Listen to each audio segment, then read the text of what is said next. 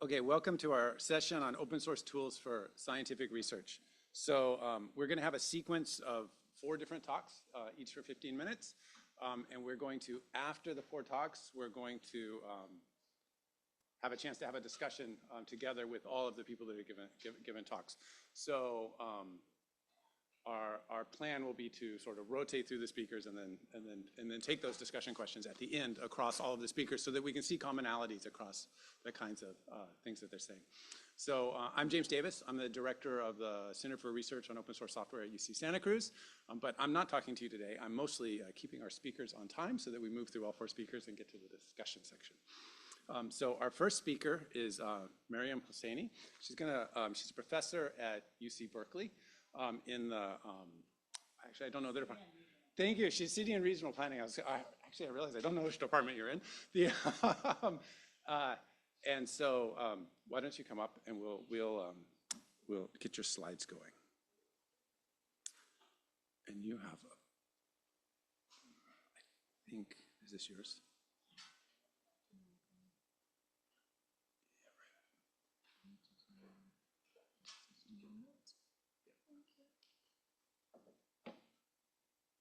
All right. Let me fix this. All right.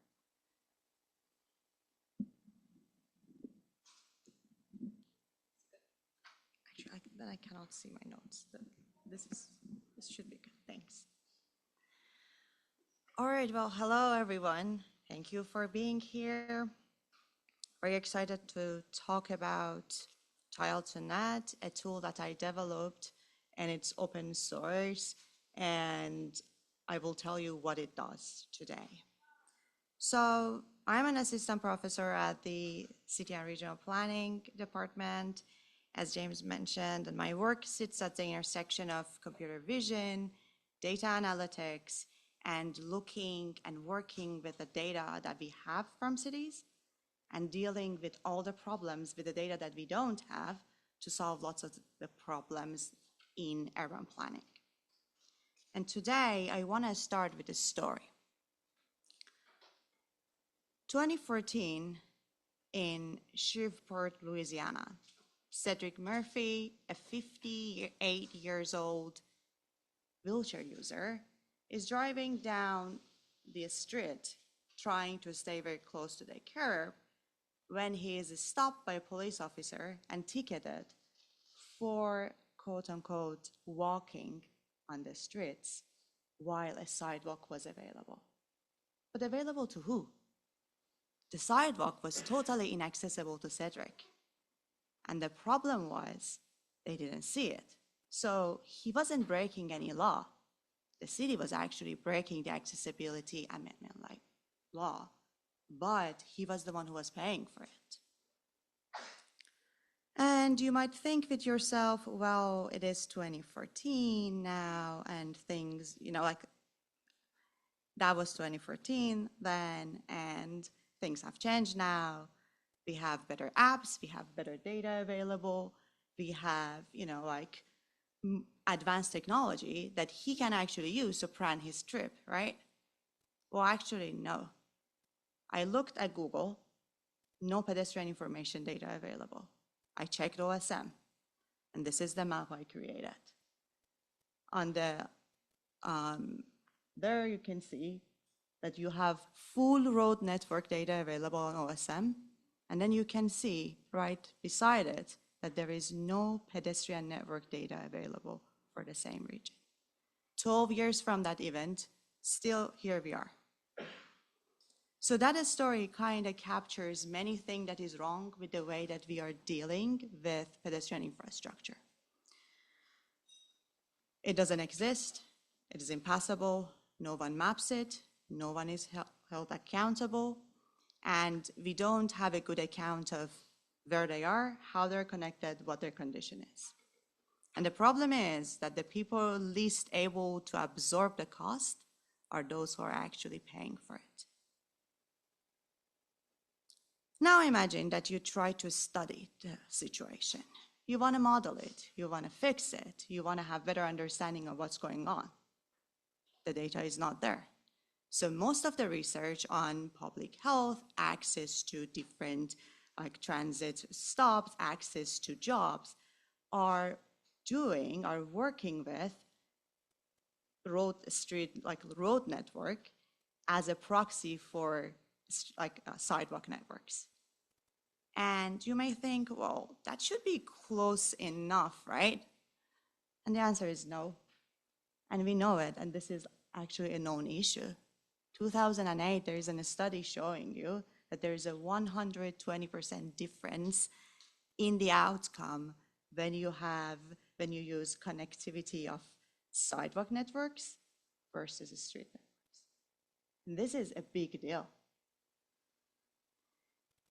So the models that we have are wrong, but the consequences are real. So if you take a look at the stats here, you see that 65% of all the pedestrian deaths in 2023 were in the streets that there were no sidewalks on it. And also, since 2017, 1,164 more accidents, more deaths happened on areas with no sidewalks, compared to only 167 in the roads that had the sidewalks. So even within the data affluent nations such as the United States, we see clear inequities in what data we have and whose interest it represents.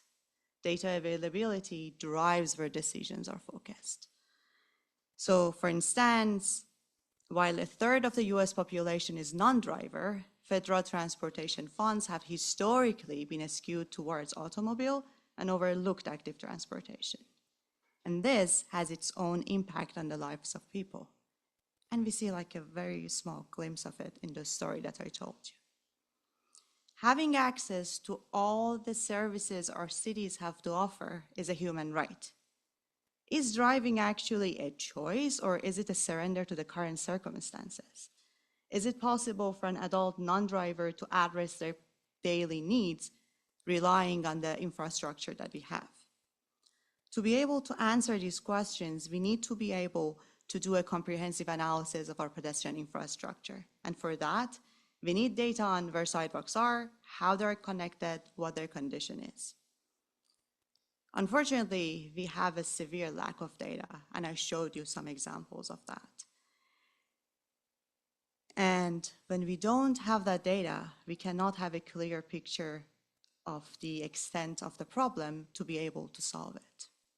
There has been recently some efforts at the federal level to actually mandate it and push cities to do and to maintain some standard inventories, but it's very difficult. So the mandates are there, but cities are not catching up, and the data is very far, much further away from being there.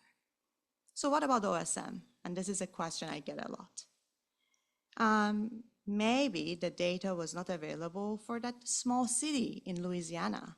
So maybe we have the data for other cities. It was only like some of the cities that are missing. So I took a look at the cities that our UC campuses are on, and I'm going to show you some examples of the data availability in those cities. So this is Berkeley. You see complete road network.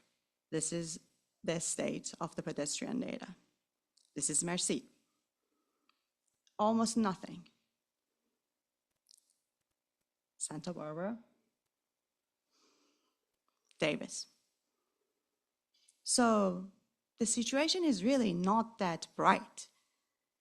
And Tile2Net started was born out of my own frustration with this situation. When I was doing my PhD research and I was struggling to find this data because I wanted to run some analysis and I wanted to understand how we can make cities better and more accessible for different groups of pedestrians with different levels of mobility or vision or hearing disabilities. And back in 2017, 2018, there was no open source tool available that could create such a, like a data set for you. Still, I don't think there is anything else than Tile2Net. And it was like, it became my mission to create one. and to democratize access to urban data. So Tile2Net is an end-to-end source, like open source tool that creates pedestrian networks from aerial imagery. The aerial imagery that we use is publicly available. So it is auto-rectified aerial imagery maintained and created either by states themselves or through USGS program. And it is very high resolution. So in the zoom level 20, each pixel represents 15 centimeters on the surface of the Earth. So we have a very zoomed in shot of all the infrastructure, and then we can train computer vision models to detect them and go through creating the sidewalk networks, and I will cover how. But another important thing that was in like the whole loop of creating this tool was making it accessible to the users, diverse set of users that we had that are not used to these type of tools. And because I knew that the user profile that I will have is very diverse, I wanted to make sure that we are actually making the tool accessible to all of them. So we make it in a way that they don't have to do anything. They can just run it from the command line, enter the address that they need for the location, one line of code, command line, and done, specifically if the region is supported. So the attention that Tile2Net received after it was released was a testimony to how much the tool was needed.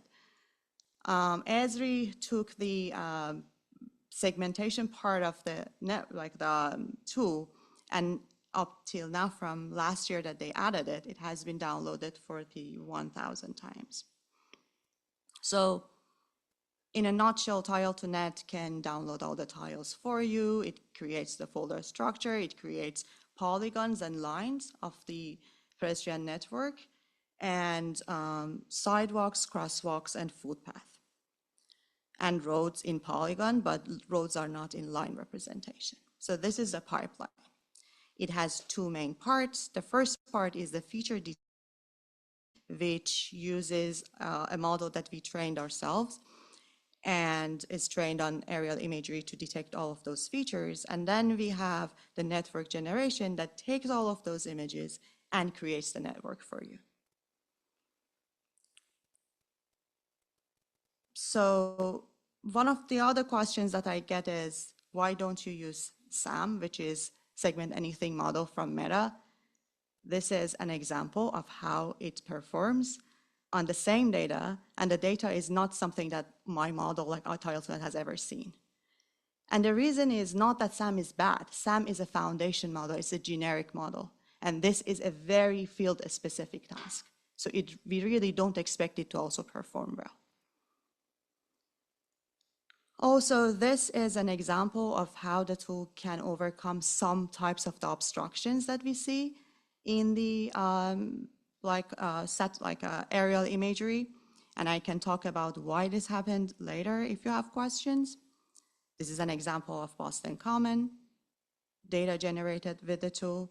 And this is the city scale network data for Boston, for Manhattan, and for Washington, DC. How much time do I have? 2, perfect, all right. So here's where you can contribute. And we welcome contributions. We want to create a user base around it. So there is this computational geometry and topology. Fixing the topology of the network is still an open question. Sidewalks are very irregular, and creating the center line of irregular polygon is actually like an open question in the computational geometry as well. We don't have a perfect way of doing that. And again, I can talk about that if someone has questions. Example use cases, new features, and also adding this data from your cities if you have. So you can create an issue and tell us that your city has this, let's say, auto-rectified data, and then we can support it in the tool. So you can automatically download the data for your city and then run the tool on it. And I want to end with this call to let's just start mapping our cities. We have the tool. The tool is sitting there, has been sitting there since 2023. Let's use it. Let's just start putting together like a network of our sidewalks for our cities, even like our neighborhood, share it and then start fixing it and making it available. So no other Cedric Murphy has to go through this without having anything to argue for, showing the city what the condition actually looks like. Thank you.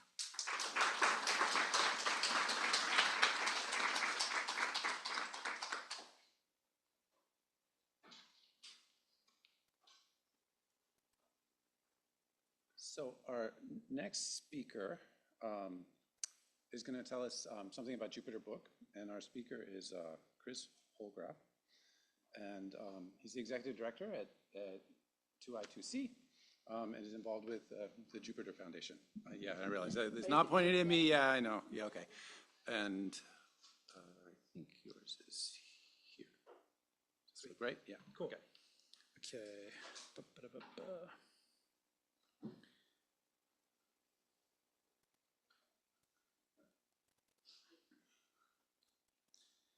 Okay.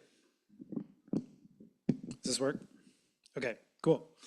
All right, so my name is Chris Holdgraf.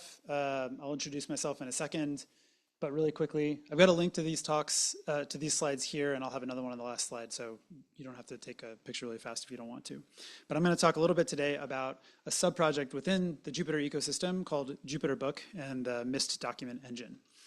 So first off, my name is Chris Holdgraf. I'm the executive director of a nonprofit called 2I2C. I'm also on the executive council of the Jupyter project and on the board of the Jupyter Foundation. You've got my contact info there. In case you want to reach out to me, I'm happy to chat. And I've also got a link to that at the end of the slides too. So really quickly, 2I2C is a nonprofit that works with open source communities to help them be more impactful for the research and education world.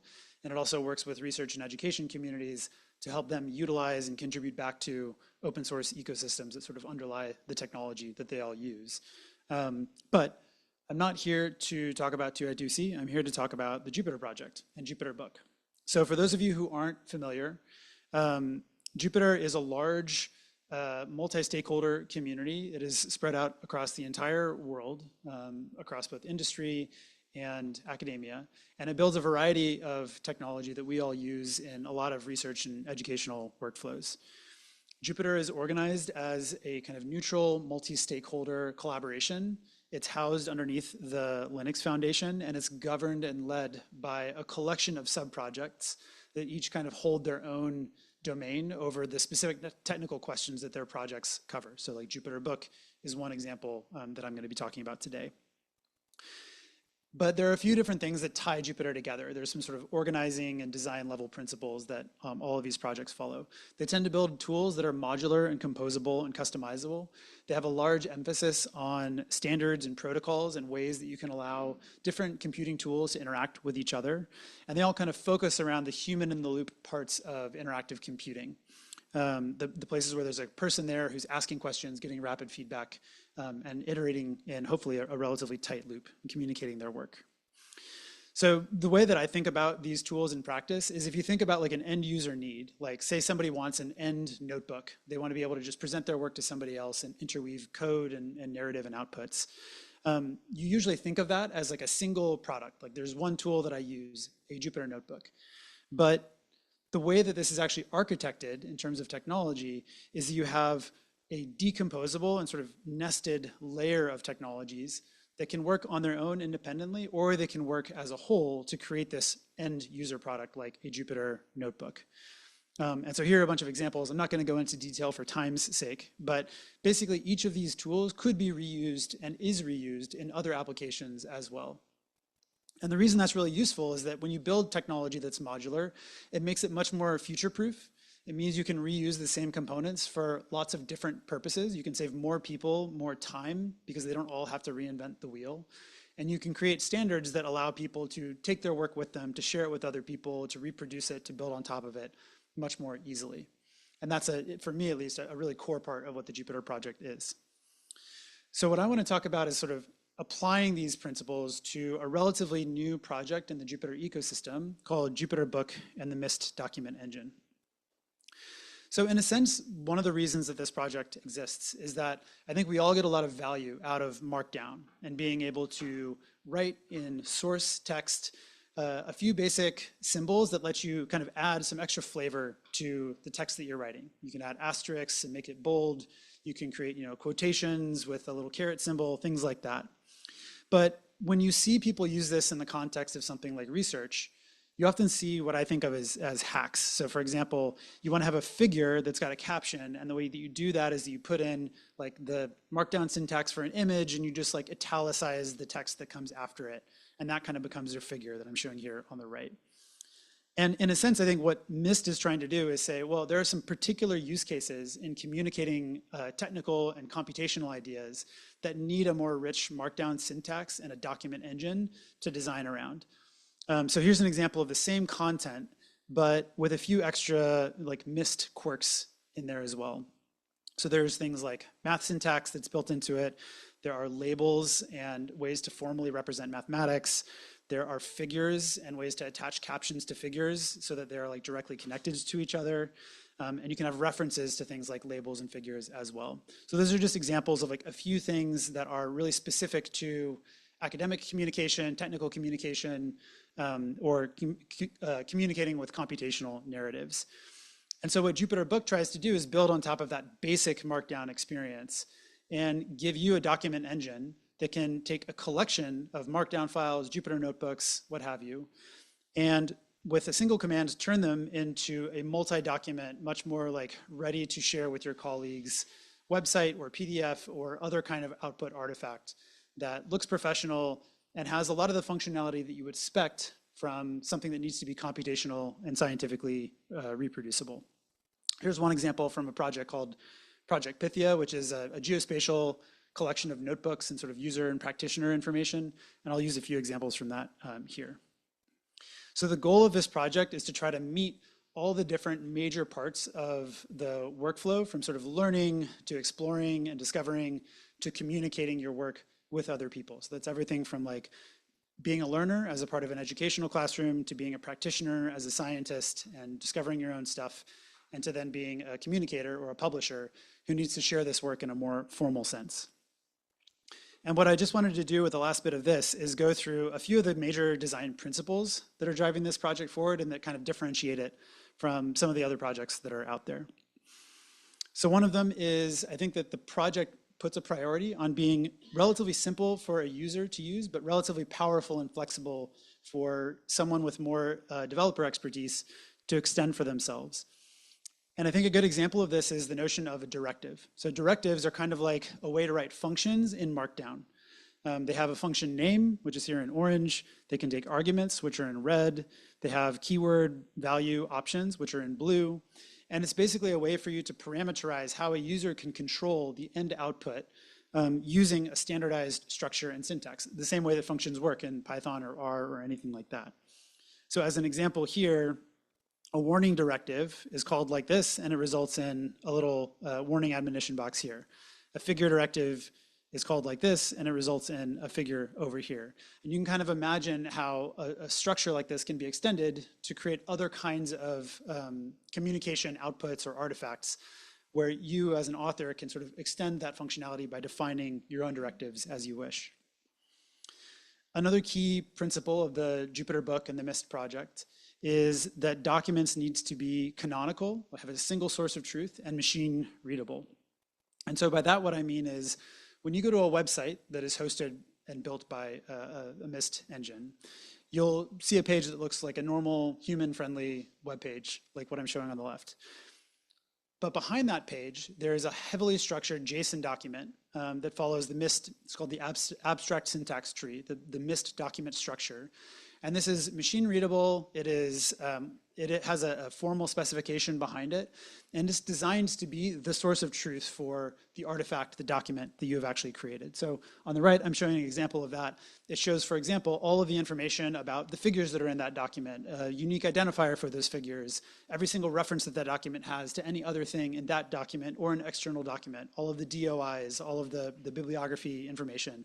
All of that should be there, discoverable and machine readable, so that other authors or other downstream like publishing services can consume that information. Another benefit of this is if you have a single well-structured source of truth for your document, you can build that one time and then render a lot of different kinds of outputs from that document. So you could render both one or a variety of PDF outputs, or you could render like a nice user-facing website that you share.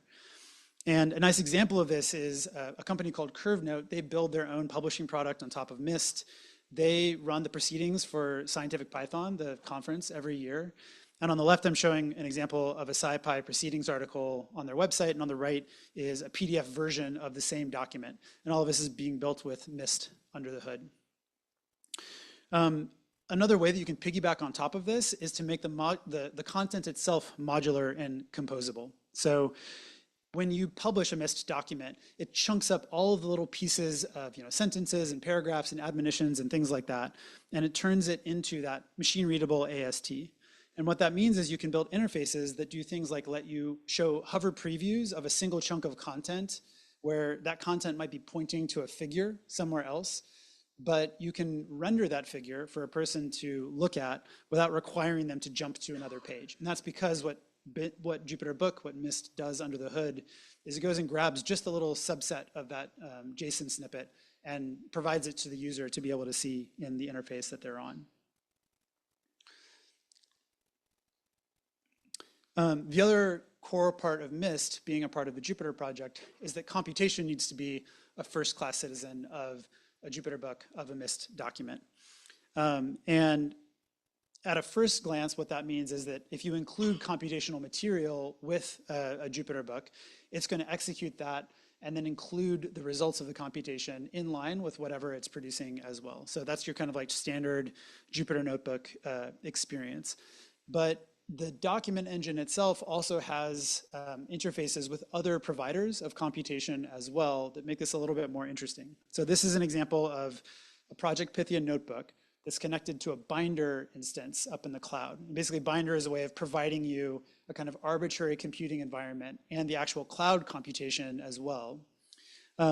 What Jupyter is doing is asking Binder for a live kernel that lives in the cloud. In some cases, this could be on like non-trivial cloud infrastructure, right? Like a GPU cluster, something that has access to tens of terabytes of data, something like that.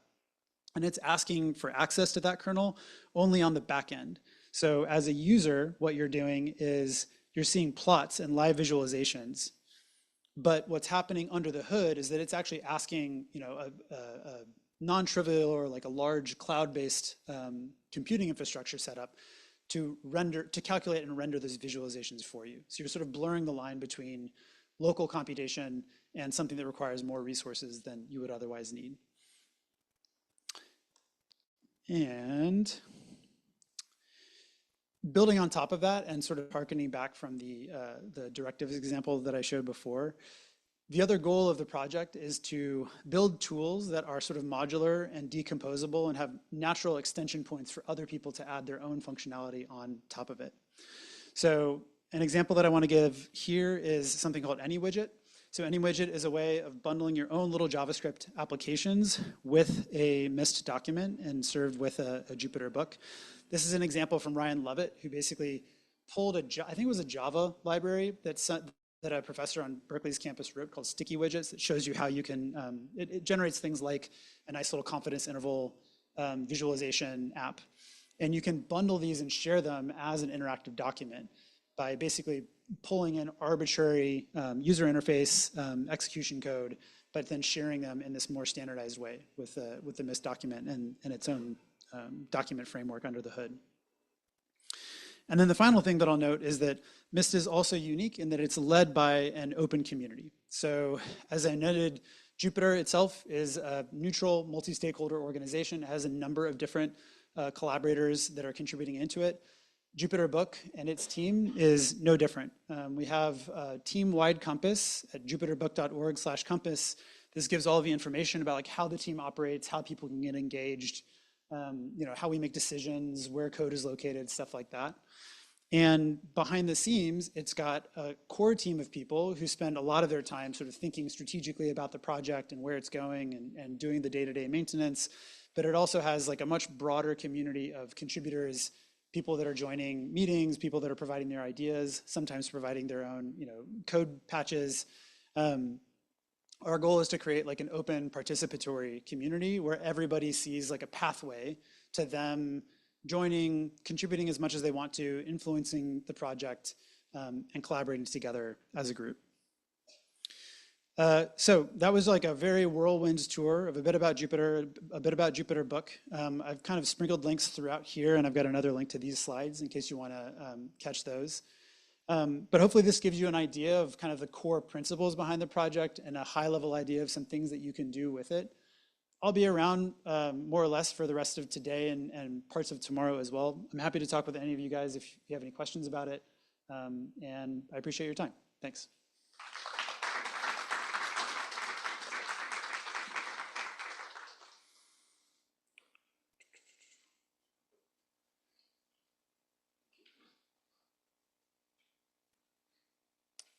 Our next speaker is going to tell us about LinkML.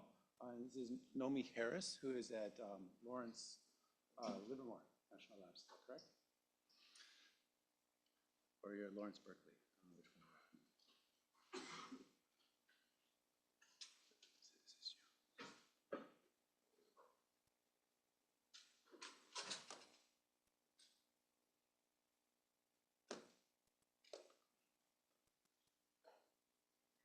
Oh, I lie. You're not at Livermore. Hey, yeah, I'm Nomi Harris, and I am a program manager at the Lawrence Berkeley National Lab. And actually, you gave me the perfect introduction here. What even is Lawrence Berkeley National Laboratory? Is it in Livermore? No, it's in Berkeley. But isn't there a Livermore lab? Yeah, there is. But somehow they reuse the name Lawrence, and so people are always getting it confused. We are not actually part of UC Berkeley, but we're part of UC, and we're funded by the Department of Energy. And Berkeley Lab employees like me technically work for UC. Our lab is mostly located in the hills above campus. So talking about LinkML, why do we need a tool like this? Well, the reality is there's a lot of scientific data out there, but much of it is hard to parse and reuse because it's often stored in unstructured formats or non-standardized repos. Sometimes it's locked in documents like PDFs or even lab notebooks.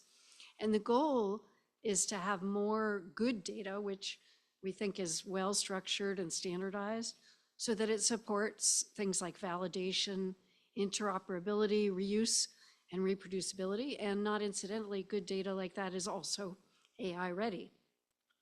The challenge, of course, is that it's not easy doing good data modeling, especially if you're not a software developer or a data scientist. So we developed LinkML to try to bridge that gap. So as I alluded to, science has a bit of a data chaos problem. And this spreadsheet here is an example of the kind of thing that you might see if you're a scientist. This has some environmental data. There's column headers that we don't know what they mean. What dep, I mean, we can guess what it means, but there's not good metadata here. There's inconsistent units and formats. So you can see in this dep column, some of them are in centimeters, some are in feet, some of them have no units at all, some of them have more than one value. There are identifiers in the first column that probably mean something to the project or lab that generated them, but externally, what do you even do with something like S1? There's some blank cells, hard to interpret what that means. And as a result of that kind of lack of structure, data ends up siloed across labs and projects, and it's not reusable or AI ready. So this is a very quick overview of what the LinkML framework includes. The ML stands for modeling language, and I'll tell you more about each of these things in a minute, but LinkML schemas are made to connect experts who may have different degrees of technical expertise and to give them tools that make this easy to do. The third panel here mentions ontology integration. If you don't know what ontologies are, don't worry about it. I probably won't say that word again, but basically think of them as a structured taxonomy that gives you a controlled vocabulary for naming things in a consistent way.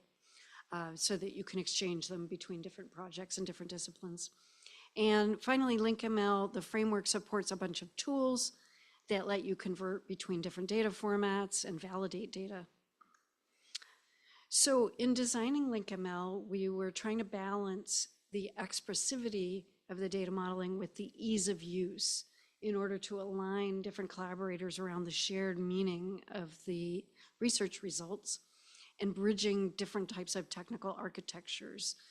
The result is that LinkML can streamline workflows going from validation, translation, and integrating across heterogeneous systems and letting you reuse schemas across different projects. On a more technical level, it supports RDF and JSON LD mappings and serialization that provides interoperability with other data standards. So these are some of the basic elements of the LinkML model. You can think of the top level schema as being like a database that will store all your data. The class is like a table in the database. A slot is a field in the database, and an enum or enumeration is kind of like a drop-down list that constrains the permissible values for that slot.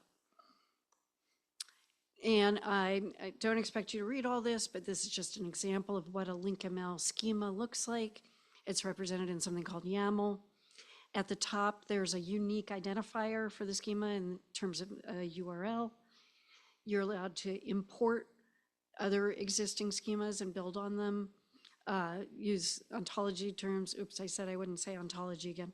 To define your classes or slots, and you can specify things like how many things can go in this slot, and is it optional or does it need to be filled? And I mentioned enumerations for listing the valid values for a slot. The tools in the LinkML toolkit start with the schema creation. You can import existing schemas. There's also initialization code for setting up all of the things that you'll need in a new project. There's a validation module. It generates its own documentation, which is kind of a cool feature, as well as code for working with the data models in various languages, Python, Java, lots more every day. And I mentioned the ability to do data conversion. You can also map between different schemas. This is our GitHub. It's GitHub LinkML. And so LinkML could be viewed as, in part, a converter box, like this classic XKCD. So you have a schema that's represented in YAML, but LinkML can speak many languages, so the output could come out in some sort of JSON format, or OWL, or RDF, or Python code. So LinkML has been pretty successful in getting uptake in the community. I met a user here just earlier today. Why is it successful? We think there's a bunch of reasons. One is, of course, it's open source, or I wouldn't be here. We think that it's accessible to different types of users, including not just software developers and data scientists, but also scientific researchers. It's architecture agnostic, so it can interact with the tools that teams are already using. And it's also domain agnostic. It was originally developed in the field of biology, but it has already been applied way beyond that. It has data validation. It pairs well with AI in several different ways. First of all, if you are using AI to help generate data, it helps keep it more reliable by giving the generative AI explicit constraints. It's less likely to hallucinate, and the outputs are more reliable. And then on the other end of it, if you're generating data and want to feed it to AI for further analysis, the data that's structured by LinkML is natively AI ready. The LinkML models are self-documenting. The schemas include their own descriptions and examples. We also have reason to believe it's well documented because lots of people use it without having to ask us questions. And that's always a good measure of the success of your documentation. And finally, It supports FAIR data principles, which I heard someone mention this morning. FAIR stands for findable, accessible, interoperable, and reusable. We think one of the biggest reasons that we've been successful is that we've been able to support this growing collaborative community, which, as I mentioned, is used across science and beyond. And we have, of course, the visible development in GitHub, open discussions and community outreach. I'll say more about that in a minute. And we are pleased to have had over 100 people contribute to the code base, and most of these are not funded developers on our team. There are other people who have used it and added on. These are some of the groups and projects that are using LinkML. There is a registry where people who create schemas and data models with LinkML are invited to add their project to the registry. So these are some of the many projects that you can find there. And I'm just going to give two examples of projects that have used LinkML for their data modeling. One of them is the National Microbiome Data Collaborative, or NMDC, and they're interested in microbes interacting with the environment. They wanted to take the siloized data and make it more integrated so that it was, as they defined, AI ready, high quality, well-structured, and optimized for integration into AI models and tools. And they found LinkML a good framework for doing that, to help accelerate getting from data to innovation at scale, doing everything from engineering microbiomes, tracking ecology, discovering new enzymes that could be useful for something, and predicting outcomes of scientific studies. Another example, we just found out about this, I think last week, is that there's a group at Harvard that is using LinkML in the underpinnings to an open content textbook about machine learning systems that originally came out of a class at Harvard and now is this big textbook that you can find on GitHub. And they used LinkML to define a knowledge graph of 77 machine learning systems topics for students to use for technical interview preparation. And the reasons they chose LinkML are that it was human readable enough that someone who is a subject matter expert, but not necessarily a data modeling expert, could edit and work with, but formal enough that they could build a knowledge graph based on it. And in this little excerpt I put, they have in their GitHub a single source of truth that generates from a LinkML schema, Pydantic models, JSON schema, TypeScript ER diagram, and the documentation. And this is all performed by tools in the LinkML toolset. So some of the ways that we do outreach, we have tutorials that you can follow yourself. We present sometimes at workshops, at conferences. I mentioned the schema registry. We have a very active Slack community where you can ask questions or discuss things with people across the community. We have a mailing list and a LinkedIn for more of an announcement kind of format. I mentioned we have documentation. We have community calls. My next slide is more about that. And we have videos of those calls and various workshops on our YouTube. And finally, like most open source projects, we encourage contributions in the form of issues, pull requests. We also have this schema registry. So I mentioned we have these monthly community meetings, and these always have one presentation by someone from the core team about some new feature or some tutorial about how to do something in LinkML, and then a guest presentation by someone in our community who's used LinkML for something. Mostly these are people we've never even met. I put up a few examples here, but there are also many others. By the numbers, we have a bunch of downloads. There's over 180 schemas, which is probably way less than the number that's out there because it's voluntary to actually put your schema in the registry. As I mentioned, over 100 contributors to our GitHub, over 400 pull requests merged in the past year and over 400 issues created. And we've been hosting these community calls starting in 2024. And I just wanted to conclude by reminding you why LinkML is relevant to this whole UC open ecosystem, because we think that at its heart, it supports collaboration. And that's kind of what we're all here about. By supporting data exchange between researchers in UC and beyond, and also setting a nice open science pattern of how multiple institutions can share this data and infrastructure without having been forced to, without a top-down mandate.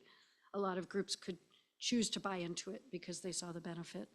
Our work reflects the O3 principles of open data, open code, and open infrastructure, and hopefully reduces redundant effort on making a tool like this, because you can use this and build on top of it. And finally, as I mentioned, we support fair and interoperable data across disciplines. So I have many people and groups to thank. My group at the lab is called the Berkeley Bioinformatics Open Source Projects Group, BBOP, and the NCATS and the Chan Zuckerberg and Wellcome Trust have funded some of the work on this. My lab is, of course, supported by the Department of Energy. And I also wanted to thank UC OSPO for hosting this great meeting. And I especially wanted to thank Laura Langdon, but she's not here, is she? I know how much work it is to organize a conference, because I organize a conference myself, which I resisted the urge to advertise during this, but it's called BOSC, Bioinformatics Open Source Conference. So you can Google it. And you can use this QR code to find our documentation. Thank you.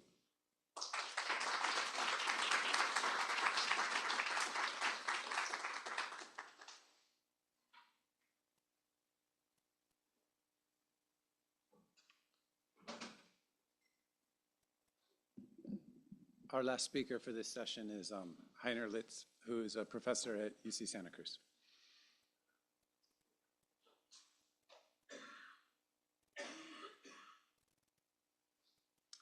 Hello, everyone. Good afternoon.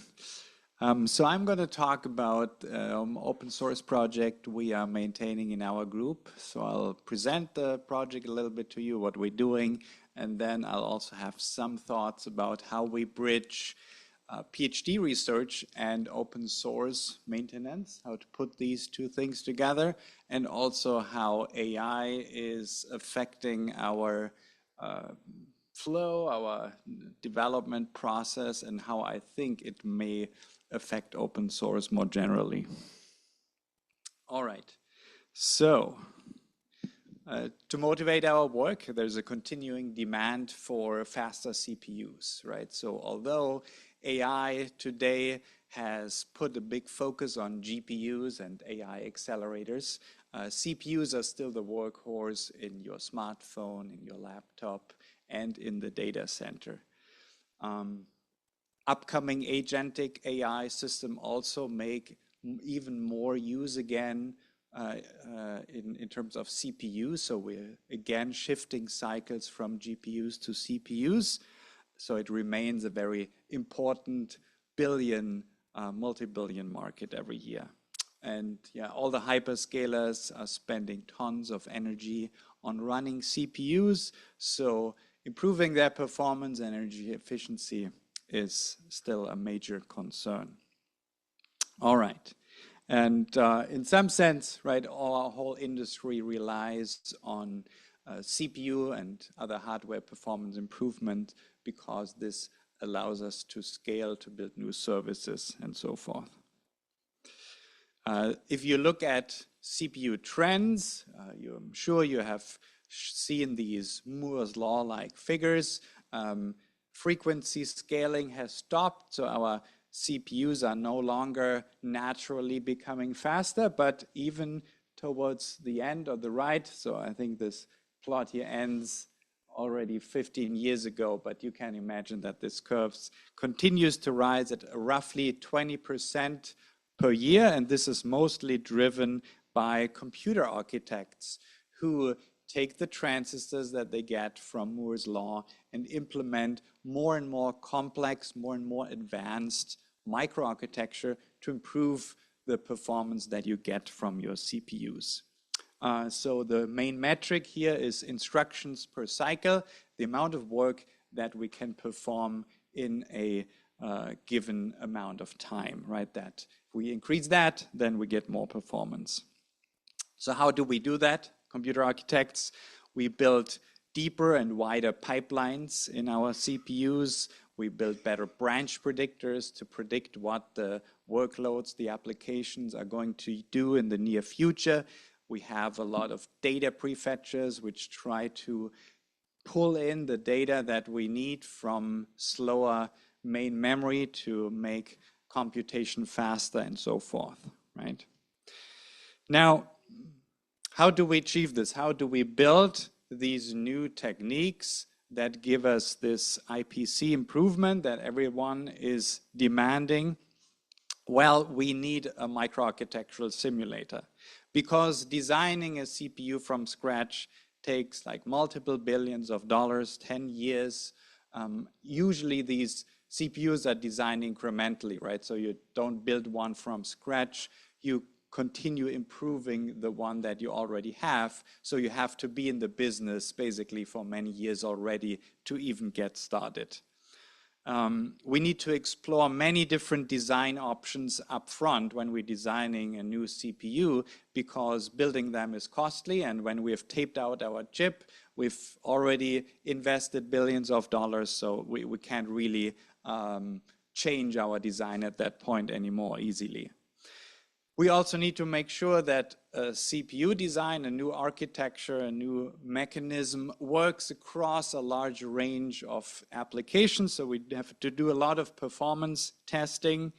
And again, this is slow because these CPUs are highly complex and that can take multiple days to run like a benchmark suite on a newly designed CPU. And like more abstract analytical models are not sufficient here either. So we have to basically revert to what we are doing, which is microarchitectural simulation. It's usually a model written in, say, C, C++, which mimics the chip design that will be produced later in actual hardware. And it allows to evaluate these machines before you actually tape out a chip. So what's needed to build such a simulator? So every one of the big CPU firms, Intel, AMD, ARM, they of course have their own in-house. What we're doing is we're building an open source simulator that closely matches these CPUs so that academics and everyone that wants to explore, to design, to pursue research on that area can also have such a simulator. So what we need is a very detailed microarchitecture. So your model needs to closely reflect the actual CPU chip implementation, right? So there's a lot of components that may not be meaningful for you, but yeah, you need decoupled front ends and diversified FUs and a detailed cache hierarchy and so forth. You also want fast simulation speed. So when designing that simulator, software performance is a critical component. You want it to be correct. It needs to accurately represent what the real hardware would do, right? You don't want that the application running on your simulator does something it would never do on a real design. You want to enable high productivity. You want to try out many different options when designing your CPU, and so we have to have some nice infrastructure to run these simulations easily, to generate statistics, to evaluate them, etc. And we want to have it, need to maintain such a large and complex software system as well. And that's where good software development practices come into play. So we do all that, right? We have built a very large or complex detailed model microarchitecture. That means code becomes complex. So we are multiple hundreds of thousands of lines of code now. we have to invest a lot of time on performance tuning, perf stat record analysis to figure out where do we have performance issues when running the simulator. We have a quite elaborate test suite and verification suite to ensure that the simulator is doing the right thing. We have a nice infrastructure to fully automatically run large design space explorations and experiments, automatically collect the data and evaluate it. And we have good practices in play to ensure that the code quality is high, that we are submitting or merging into our repository. So just a couple more details about Scarab. It's a cycle-based microarchitectural simulator, executes x86 instruction set, but also RISC-V. It accurately models all components of a modern CPU pipeline and thus allows CPU modeling, feature prototyping, and analysis. So in essence, it's a tool for computer architecture research. This is just a high-level block diagram. So we partitioned the CPU pipeline into 3 parts: the front end, the mid end, the back end. Front end contains instruction fetch, branch prediction to figure out what instructions should be executed next. And then we have the mid end where we have schedulers for these instructions, many parallel units that execute these instructions and so forth. And then we have the back end, which is mostly the memory system containing multiple cache levels and so forth. So just to give you a rough overview of what Scarab implements. Okay, so now I want to talk a little bit about the underlying open source framework, essentially that we're using. So, of course, we are open source. We release our project on GitHub. Right now, it's about 200,000 lines of code, written mostly in C and C++. We have around 20 active contributors. Lots of users across mostly universities in the US, but also Asia and China.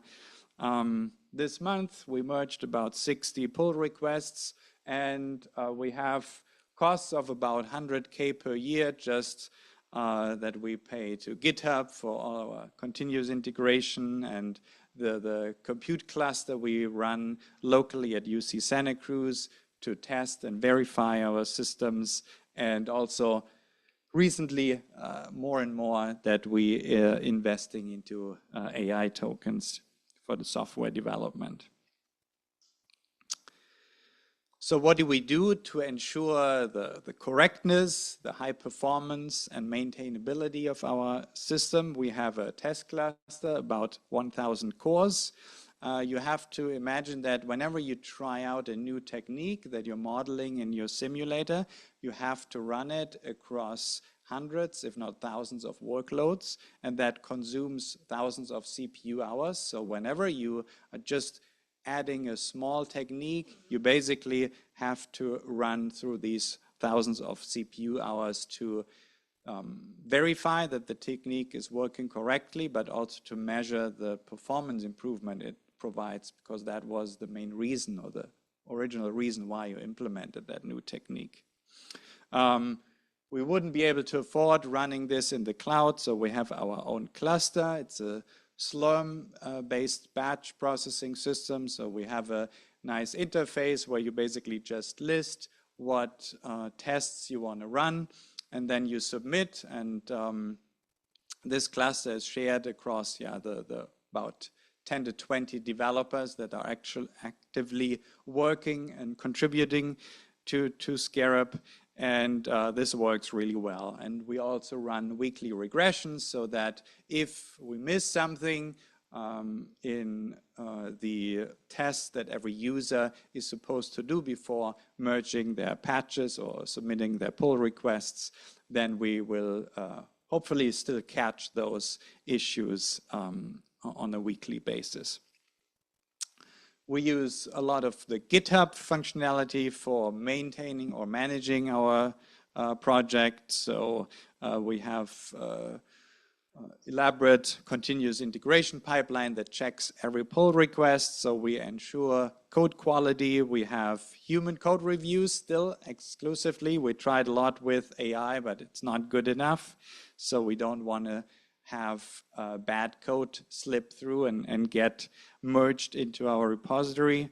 We use Jupyter notebooks as our analysis tool, so it's also tightly integrated into Scarab. And now, since about half a year, we have gone really deep into AI and agentic development. So I think by now, basically nobody of us actually writes code anymore. So virtually everything, every code that has been merged this year is solely written by AI. But of course, we're still very involved still to drive the agentic process. So it still requires a lot of human intervention to ensure code quality, high performance, and bug freeness. So as I said, I have a couple of thoughts on how to bridge the often contrasting desires of PhD research and open source maintenance, right? So PhD students want to do research, they want to write papers, they may not care too much about maintaining an open source project. So how were we able to do this? Well, I think to one thing, it's closely related to tactical versus strategic programming. For me as a faculty, it is actually quite simple. Putting a little bit more thought into what you're architecting, what you're building, cleaning up your code, making sure it has the quality to be submitted into a open source repository is absolutely worth, because it buys a lot more time for the next generation of students. So for me, from a faculty perspective, strategic programming and maintaining source code with high quality makes total sense.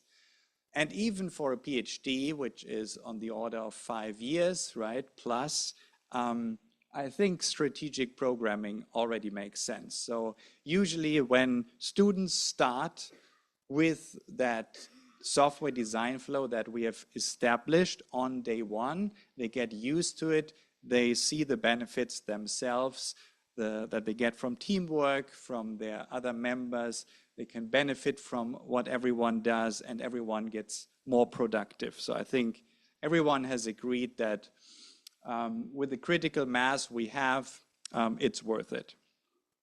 So I think everyone likes it also, they enjoy it, it's fun working in a project and contributing to open source. You get exposure, you can talk about your project to your peers. So I think it actually has been relatively easy to convince my PhD students to spend maybe 30% of their time in maintaining open source.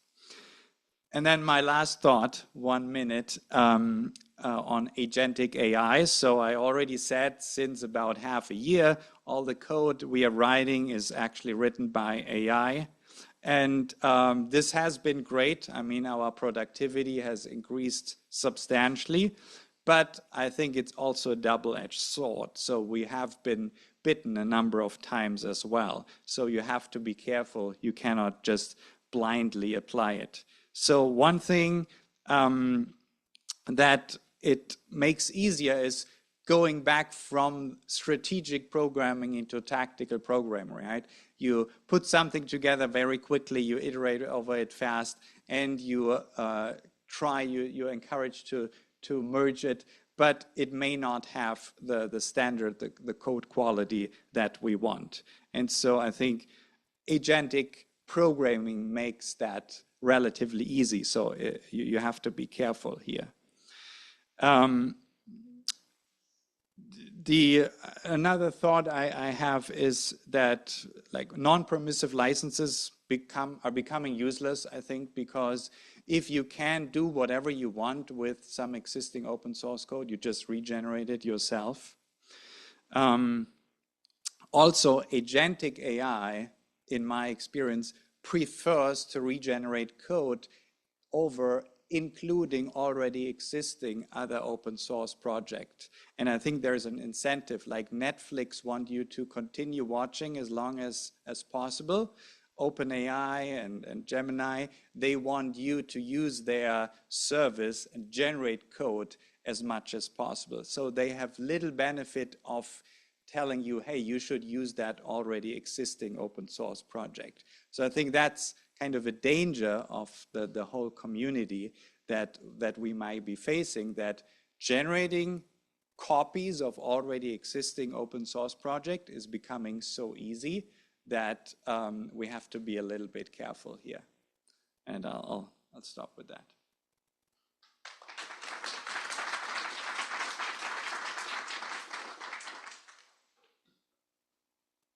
So I'd like to get the speakers to come sit here as a panel. The last part of this session, we have reserved an amount of time for us to ask questions of all of the speakers. So let me get back up here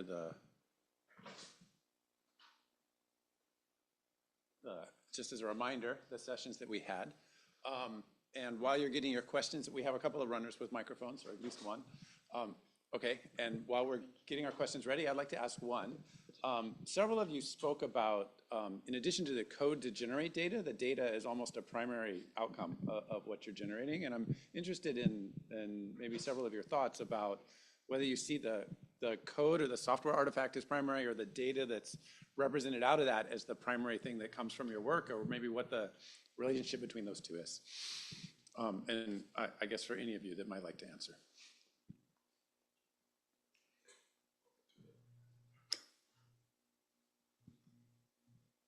Say it one more time.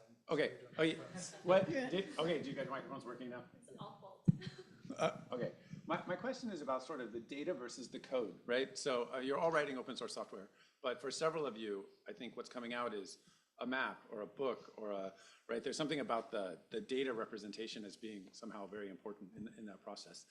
And I'm wondering about whether you see those as very integrated things, or you see the data as the important thing that comes out, or the software artifact as the important thing that comes out, or what the relationship is. Because we talk about open source software, but somehow data is relevant in there too. So. Tactically, only the data matters, right? That's what we publish, what we put out in our paper. But strategically, the source code matters, because that's what enables the data tomorrow and in the next year and so forth. So you get the immediate return on investment, you get that on the data, but really if you want to, you need to look into the future and invest into your software infrastructure so that you can get even more valuable data in the future. For us, we're not really generating data, we're helping others who generate data to make that data interoperable and usable. So I wouldn't say that data is an artifact of our work. It's really more software, although not all of it is code per se. Yeah, I guess I could give two different answers to that. One of them is, I feel like, I mean, this is sort of to your point, but NASA put tons of data online because it's been part of their mandate for like 4 decades, right? But you could only access it if you like found an obscure FTP connection and like knew how to use it and like knew who to email to get to it. So it was, I call it like technically available, but not practically available. And I feel like a lot of the tools here are about making data practically available and useful, not just like technically out there somewhere where you could access it and use it if you had like, 4 years of a PhD to figure it out. So I think that, to some degree, these are intertwined because like data is a part of the research workflow, but only if it is made accessible to that workflow. And I think we need more tools that make data more like at your fingertips and able to use. The only other thing I would note specifically on Jupyter book, I feel like one of the reasons that it tries to structure its output as this JSON blob is that then you actually start to blur the line between like, what is the scientific content and what is the data? Because like the article itself is a form of data set. It's like, it's got a schema behind it. It is machine readable. You can, write a Python script that says like, given a missed index, I want to like return to me a list of every single figure and a reference to the data that figure sourced with like 30 lines of Python, you know, and it introduces like some interesting new kinds of analyses you could run, meta-analyses, things like that, that are harder if you're just throwing free-form PDFs out there and that kind of thing. So I think building on what was said, in our case, it's very much the same, because it won't be possible for users to generate that data if the code is too difficult to run, if it is, it creates actually a barrier for people who are not familiar with the field to even start using it. So a lot of the effort that we put into designing Tile2Net actually went into how to make that very complex code base that runs through computational geometry and computer vision and geospatial analysis, just abstract all of that away from the user and give them a very clear, easy to use interface so they can generate the data they're thinking about. And without that, I think we would, you know, like at least in the workflow that we have, we wouldn't end up having any data generated, at least. So they're very much intertwined, and there is a lot of thought that needs to go towards how to anticipate where it can go wrong for the user, specifically with the current design of these type of, let's say, computer vision tools, that they expect the user to exactly know what to do. Like, okay, go and download all the weights from this link and then put all of those weights in here and then in this specific structure, and then, or add the path to some specific configuration files. For the set of users that we have, this is kind of like each step is a big error-prone step, but we wanted to abstract all of that away. So the tool controls, like automates all of that for the user to the point that they don't even know that there is a weight that is going to be downloaded until they start using the tool, and then it will tell them that, okay, we are downloading the weights and what these are the steps that are being run for them. My question is for Chris. Thank you for that presentation. Jupyter book and Meist engine sound very interesting. I will be sure to check them out. I am familiar with IPyMB notebooks. I use them a lot, but haven't used these tools. I was curious about whether you know another tool, maybe it's a competitor, I don't know, but Quarto. It's kind of looked to me like a lot of the Quarto book authoring steps and functionality is very similar. So if you know about Quarto, could you tell a bit about what the main advantages of Jupyter Book and Meist would be over Quarto, if you could? Yeah, I mean, so I don't really think of these things as competitors in the sense that, well, I think a better framing the competitors is that there are two attempts at solving similar problems. Like the important thing is that scientists get better tools to communicate their work. And I celebrate like many different attempts to solve that problem. In a sense, that's like part of the ethos of Jupyter is you want to build building blocks under the assumption that multiple different people will build their own attempts to solve something on top of it. The two projects do make different like technical decisions. So Quarto is built on top of Pandoc. I think they might be in the middle of rewriting it with their own stack, but initially like 1.0 is a Pandoc thing. And so there are pros and cons that come with that. Pandoc is written in Haskell, and it means that a lot of the extra functionality that you want uses, I think it's like templates that you build on top of Haskell. If you know Haskell, that's great. In our case, we don't know Haskell. And more importantly, like we need to build an open source community around this thing, which means that we have to make technical decisions based off of what are the skills that a person might be bringing with them coming from like a PhD or an undergraduate experience, stuff like that. So it's not really a viable path for us to just pay a team of Haskell engineers to figure it out. We need to try to like meet our potential collaborators where they are. And that means like Python, JavaScript, like really common, more common languages than that. I mean, there's a bunch of other like technical reasons that we went down that path.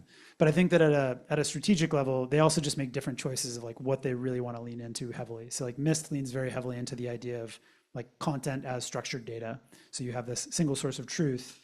and a much more modular kind of like decomposable architecture, because we want a lot of different people to build on top of Mist for different purposes. Like Jupyter Book is often used just for personal websites, but the example that I showed up there, like CurveNode is a much more traditional publishing platform. Like they interface with journals, they have proceedings, things like that. So they have a much stronger commitment to long-term preservation of articles and discoverability and things like that.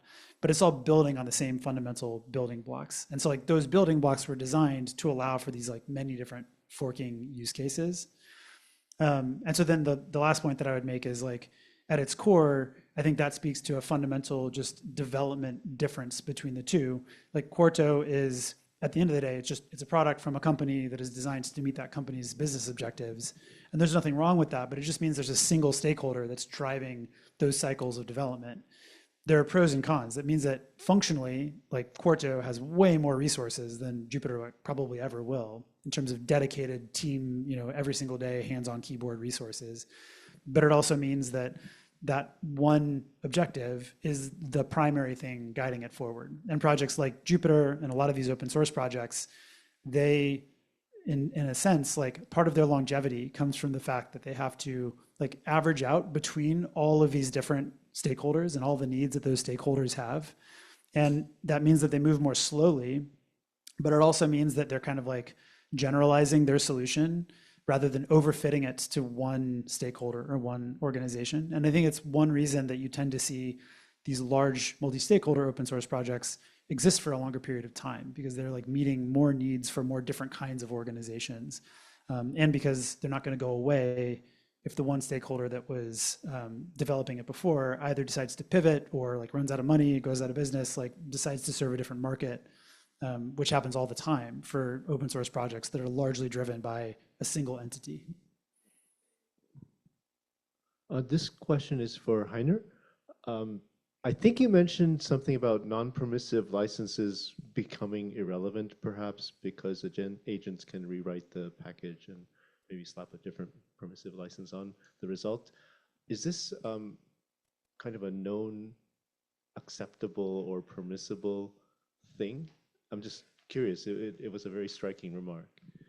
Yeah, I think I threw this out thinking about it because that. I think your mic's not on. I threw that out. I don't know whether that's an accepted thing already. It's based on my experience I have working with these tools, especially how it's related to the fact of preferring to generate code, essentially regenerating code that probably somewhere else already exists, over pulling in an open source library and reusing that instead, right? So I think the barrier of entry of kind of developing a particular feature, where in the past we went on Google and searched, okay, what's the open source project that fulfills or handles that task for us? It's now given to the AI, and the AI needs to decide whether it can just quickly generate something that tackles your particular needs, or whether it's worthwhile pulling in an existing open source project.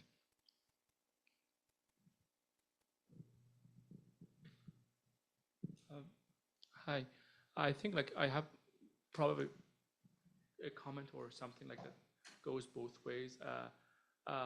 One is about like, if you can comment on, you mentioned like the taxonomies, ontologies, and interestingly, I work on, one of my hats is about a taxonomy in neuroscience. What is like one thing that can prevent AI making new things all the time is a community.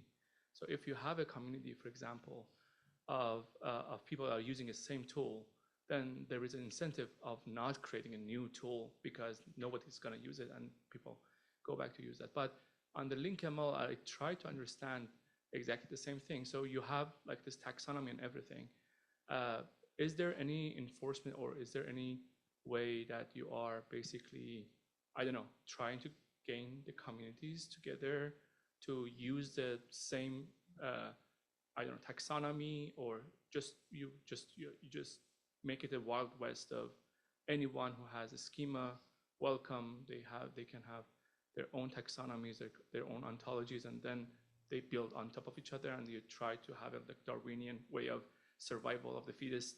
Whoever like won the battle, then they come back. Yeah, that's a good question, and it kind of goes way beyond LinkML itself. So LinkML doesn't have one ontology. It supports the use of ontologies to sort of constrain slots, right? But you can use whatever ontology you want. I actually happen to be involved in some other projects that have to do with ontologies across mostly biosciences. So there's something called BioPortal that has all of the sort of biology-related ontologies and has ways that you can search it to find one that might fit your needs for use in data modeling or other purposes. And I also work a little bit on something called the OBO Foundry. OBO is actually, it sort of stands for Open Biomedical Ontologies. It was also a format used for storing ontologies. But the OBO Foundry has a different approach from BioPortal. So BioPortal accepts any ontology related to bioscience. It doesn't get really quality checked. It's just kind of like a big holding place for finding all these ontologies. OBO Foundry tries to put together and promulgate standards for putting together good and reusable ontologies. And these include things like don't invent a new one, try to use ones that already exist and build on those, just like we do in open source. And so it has a much smaller set of ontologies that have been carefully vetted by expert, at this point, volunteers, because it doesn't actually have funding. And so the encouragement would be to go to OBO Foundry and try to find an ontology. But again, that's more in the biosphere. So if you're in, HPC or physics or something, I know less about that. But yeah, the intent of LinkML is not to make everyone use the same ontology, but to encourage you to use some appropriate ontology. Does that help at all? Okay.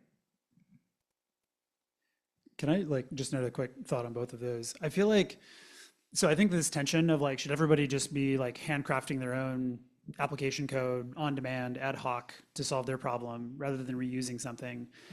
My suspicion is that in the medium term, we'll realize that LLMs don't fundamentally change the reality of developing software, which is that you should not take responsibility for things if you don't have to. It's much better to find another thing that another person has responsibility over and reuse that thing than to hand roll your own 800-line library because Claude can do it in 15 seconds. Because the problem is never doing it the first time. The problem is oh, right, now somebody has to think about and care for that thing, every day for the next however many years until you decide it wasn't a good idea in the first place and you can reuse an upstream thing. And so things like LinkML are interesting because it takes a part of the problem of using an ontology, a lot of the technical pieces of it, and then it says let this project worry about those parts of the problem so that you can focus your human energy on the problems that are most important for you, which is defining an ontology, all of the, arguing over what is the right way to structure semantically, names and taxonomies, that's a ton of work. That's where unique domain human knowledge needs to be there. And so I feel what we should be striving for is to make it more, I'm sort of tooting Jupyter's own principles here, but it's we should use this as an opportunity to drive development into upstream tools to make them easier to pull them together and use them in the right moment at the right time and make them more flexible so that communities don't feel the need to go off on their own path and create their own thing, because I think that they will regret it in the long run. It'll just be much easier to take that first step in that direction. If we can use this to instead create a better foundation of modular, reusable, technical building blocks so that a person can create their own application, but do it by largely reusing other open source libraries and things like that, it'll be a more long-term sustainable ecosystem. The only other thing that I will note is I don't know if any of you noticed, but yesterday, I think it was, Claude briefly played around with switching the pricing page. So they said Claude Code was going to be $100 a month, right? And everybody freaked out. And they said, oh, no, no, no, this was just like an A/B test. We were just testing this, guys, like relax, you know? But don't forget that these are extremely heavily VC subsidized models right now. And if it were me, I would not make a strategic bet that forever these things are going to be as cheap as they are right now. I think that it's like an interesting, I think we should definitely be leaning into that space. But I think that just assuming that these things are in a steady state sustainable mode is, I think, dangerous at the very least. I don't know which direction it's going to fall on, but we do know how much money these companies are losing. And we do know that eventually these companies have to make money. And I think it's like worth just keeping that in mind in the kind of risk assessment here. Can I respond to that? Please, yeah. So I agree with everything you said. Still, there may be different incentives, right? So what we think is the reasonable thing to do may not be what OpenAI and the others find out as what fits their needs best, right? They may prefer regenerating these 800 lines instead of reusing them. I think in the end, cost is still a huge thing, right? Why have we not been rebuilding open source over and over again? Because it's a too large cost investment. If there is a good vetted open source project, it's not worth rebuilding it. And AI reduces that barrier of entry, that cost. So at least for some projects, I think it will be feasible, basically regenerating them.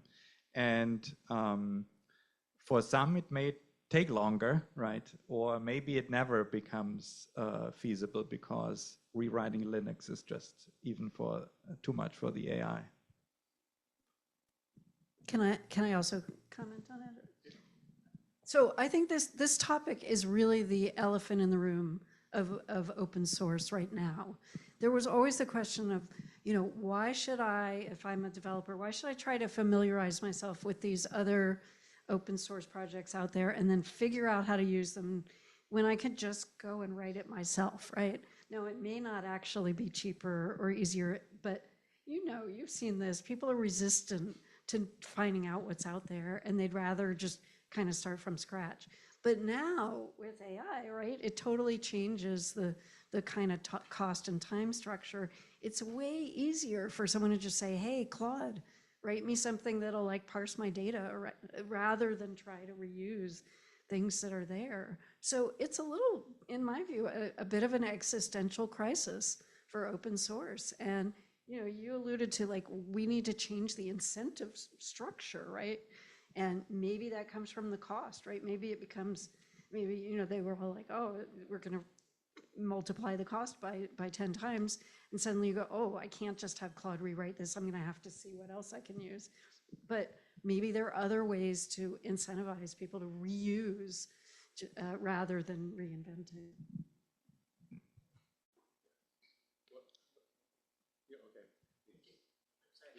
I'm very short. Hello. I just want to say thank you. Please continue the discussion, but also come back tomorrow because our opening panel is specifically on this topic about how AI is changing open source. So an elephant today, but we're going to look at the elephant and discuss it tomorrow. I had a question about data. I'm a user of both LinkML and Jupyter, and would love for, in my mind, I'm like, these projects there could be a lot of stuff done together kind of right at this intersection. In seeing the stuff that you've presented about MIST and the way you're thinking about notebooks, there's a lot, I think, about that in the way that you're presenting it here that's very front-facing. And so it's about, how do we make these notebooks communicable artifacts? How do we improve the way that you go from when you're writing the notebook to exposing that to a user, to people downstream? There's a whole world of what goes on in a notebook, which is, it's a data pipeline in a lot of ways, right? It's, you're having some inputs, you're producing some artifacts a lot of the times when you're doing research. And I'm curious if the Jupyter team are there conversations and projects that you're all thinking about that are trying to make that kind of artifact more explicit in the notebooks itself, to try and think of data sets as sort of first-class citizens in the sort of semantics of how you think about like the IPython file or different layers of that. But I'd love to see data sets and that kind of like DAG structure of, you know, notebooks as a production of data artifacts more foregrounded in notebooks as like artifacts. So I guess what I would note there is I think there's a tension in Jupyter and like any other project of trying to figure out like where's the boundary of your scope, basically. Like what do you want to be your responsibility and what do you want to versus what do you want to say is somebody else's responsibility, but your job is to sort of like structure yourself so that somebody could use you for a different purpose than you might have initially imagined. And I think that the example you gave is a good one, right? Like notebooks were not designed with the idea of like data pipelining machinery in mind, but they do have that, you know, they have like a strict structure, they have like a schema, everybody knows what, you know, if you read a notebook writer, you know exactly how to write it in. It's validated, everything like that. And that has resulted in like a lot of different experiments out there. Like there's a ton of technology that basically treats notebooks like a kind of a controlling mechanism for like steps in an analysis. There's a project called Papermill that does this in a really cool way. It's from the Interact project. They basically let you like parameterize notebooks and, you know, chain them together and do things like that. Netflix, like a lot of the Interact team used to work at Netflix, and they have some like crazy blog posts from like 7 years ago about how they basically just went full on notebooks in their production environments and were doing all sorts of like scalable jobs where like the primary unit was a notebook that they would like, you would submit a notebook to their internal clusters and things. So it's none of that is like a Jupyter product, right? It's like the underlying pieces were there to make it easier to build something like Papermill or the scalable technologies that they had there. And that's kind of how I think about it. It's like, it's not Jupyter's like skill set to know about all of the domain knowledge around like scalable computing and data structures and things like that. But there are tons of adjacent communities in this space that do care about that kind of thing. And I guess the question that I would ask those communities are like, what are the extension points or the metadata or like the structures that need to exist to make your life easier so that you know, so that you don't have to like reinvent your own, you know, notebook structure that it only exists for this one particular like scalable cloud computing workflow or something like that, you know? So I can't tell if that answers your question at all, but also I should note, there is no like one Jupyter. There's not like a Jupyter team. There's like a bunch of Jupyter fiefdoms and like a ton of sub projects that like talk to each other, but they're very autonomous, right? It's like a blessing and a curse of the project. It's like leans heavily into states' rights, if you will. So my answer might be different from another person's answer in the project. Hi, thanks everyone for your presentations. I have a question for Maryam. I'm really excited about Tile2Net, and I'd love to hear more about where you see it going next, how people can help it grow. And another thing I wanted to mention is I recently met a colleague who is doing a research project on improving pedestrian directions for people who have low vision. So I think this project would really be impactful for that type of research too. So would love to hear more about how we can help. Thank you. And thank you for your interest. And well, right now there are two main parts of the project that we are working on. One is the model, the computer vision model, the detection model is actually trained on high density urban areas on the East Coast of the United States. So it doesn't perform that well when it comes to lower density areas and let's say also not urbanized areas, right? So this is something that we are working on. And my way to go about that is not to make like a generalizable model. I want to actually train another model that is specifically for those areas and those urban fabrics.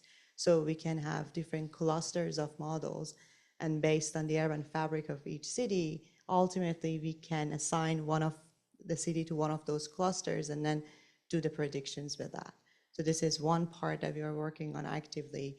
And another part is the topology of the network. And this is a big open challenge still, because even if you take a look at many of the official data sets that are published of the pedestrian networks, you see that the topology is not really like complete and nice most of the times. It's not perfect. And the problem is pedestrian environment, footpath, sidewalks, and plazas, like anything that is dedicated to pedestrian, because it was not the concern for the past and it only started the past 5 years, let's say, that they're seriously looking into that.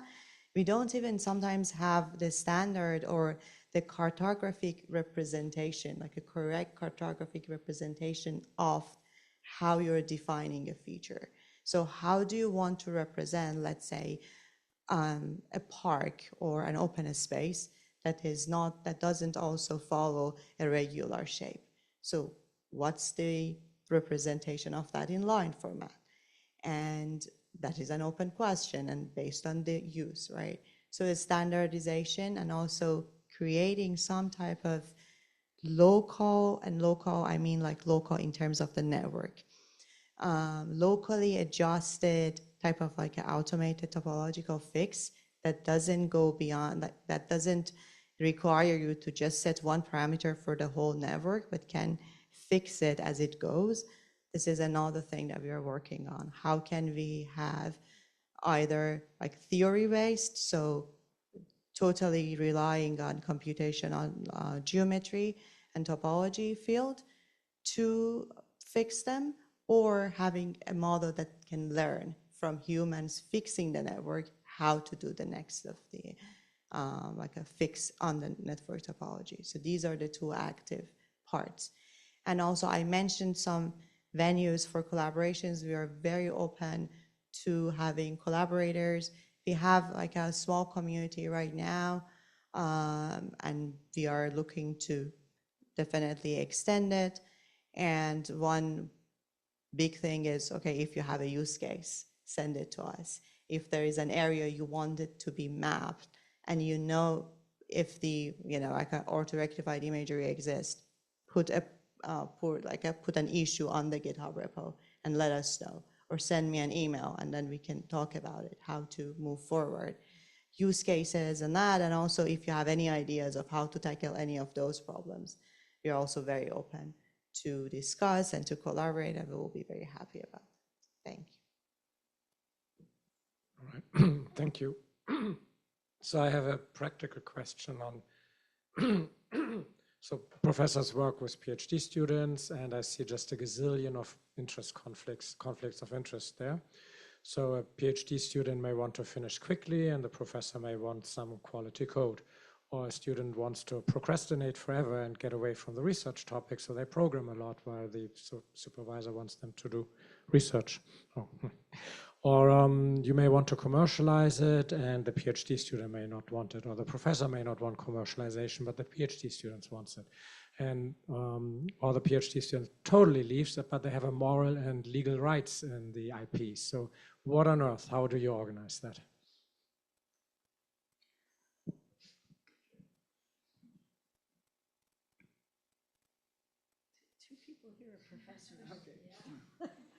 Yeah, I think I mentioned one of the cases, right, with the focusing on research versus spending time on open source projects.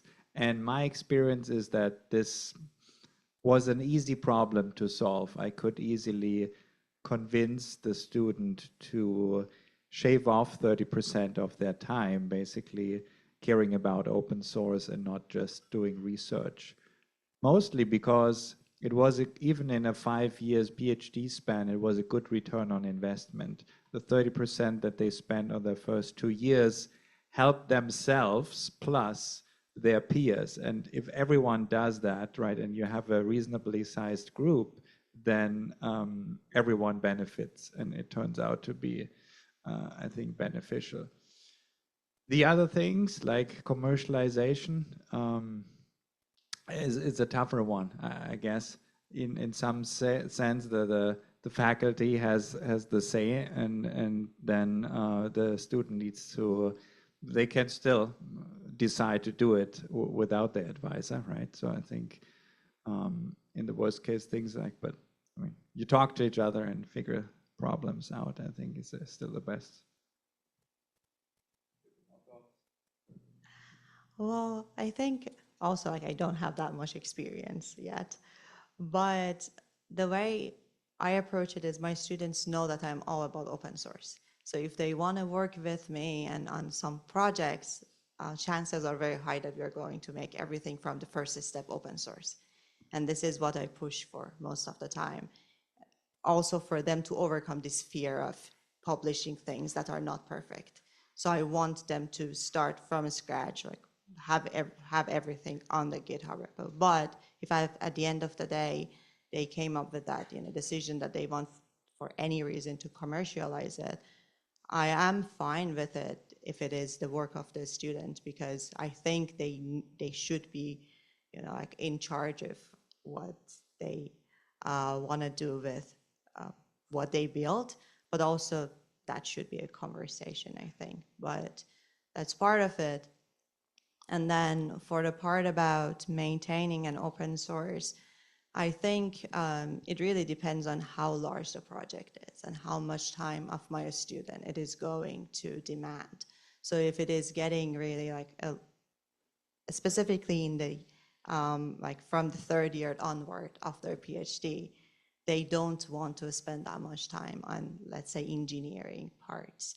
Then I can have, most of the time, I will pair them with one engineer or one like master students or one engineer from my team to work with from the start, so they can take over at the moment that they can no longer, or they no longer want, or they no longer can work on the project. One thing that I would say is, I think that regardless of the policy that you want to have, making it safe to have honest conversations about it is really important, because academia attracts people who value autonomy quite a lot. And in my experience, when labs or research groups impose strict restrictions on people, they're just going to do it anyway, regardless of what the formal restrictions are. Partially because the reality is, like, most professors are not, like, they're not chosen because they are excellent line managers, right? Who are able to like manage day-to-day work. And so accountability is a lot of accountability is left to trust and like the kind of culture of academia to like pursue things that you think are most important. One of my first like open source experiences on this campus, actually, or Berkeley's campus, was we were teaching, like, they had a day-long Python course, Introduction to Python. This was back when Python was like a niche thing that not everybody knew about. And I got called to come and give like a 1-hour tutorial about Matplotlib with like 3 minutes notice, because the woman who was supposed to be giving it was a graduate student, and she didn't tell her advisor that she was doing this, and their advisor caught wind of it like the day of, and basically like freaked out at her and was like forbade her from giving this talk that she had been committed to for like a month. So one thing that taught me, at least, was like, you just have to have the conversation about like goals, right? And like any other human interaction, especially like a financial one, you have to make sure that like there's value on both sides of the bargain, for both the professor who's like giving you money and time and mentorship, but also the student or the postdoc who's giving you their like very underpaid labor in exchange. And so making sure that it's an arrangement that works out for both sides, and that you talk about it honestly and align a person's work stream with their goals and your goals is super important. Or concluding that they don't align well enough and like you need to go find a different group. I think that's like a much better approach than not talking about it at all, which is how I see like a lot of research groups approach it. Unfortunately, we're at our time, and I'm going to cut off. There's going to be no more questions because we would not like to miss our break. So let's thank the speakers one more time.